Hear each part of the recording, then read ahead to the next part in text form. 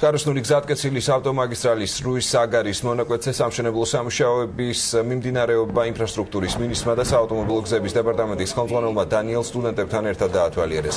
უცხოელი სტუმრები დანიის უნივერსიტეტის ინფრასტრუქტურის განვითარების ფაკულტეტზე სწავლობენ და საქართველოში მაგისტრალის მშენებლობის გასაცნობად ჩამოვიდნენ. პროექტი 19 კილომეტრის სიგრძის საავტომობილო გზის რეკონსტრუქციას ითვალისწინებს.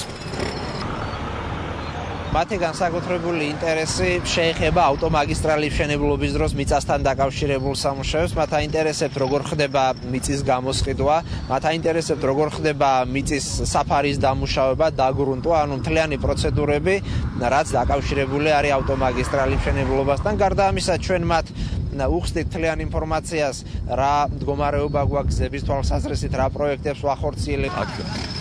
კეთდება 19 კილომეტრიანი ახალი გზა, 11 კილომეტრი მათ შორის არსებულ მიმართულებას გაყვება, 8 კილომეტრი ახალი გზა შენდება აგარის შემოვლითი, საფარი მოეწყობა ბეტონის საფარით, გაკეთდება 5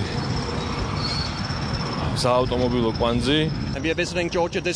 ჩვენ ეს ერთი კვირა საქართველოში დავაკვირდებით, როგორ ხდება მაგისტრალისთვის მიწის დამუშავება, შემდეგ ამ თემაზე დანიაში პროექტს მოვამზადებთ. აქ იმისთვის ვართ, რომ გავიგოთ, როგორ ხდება ეს სხვა ქვეყანაში, ჩავატაროთ კვლევა.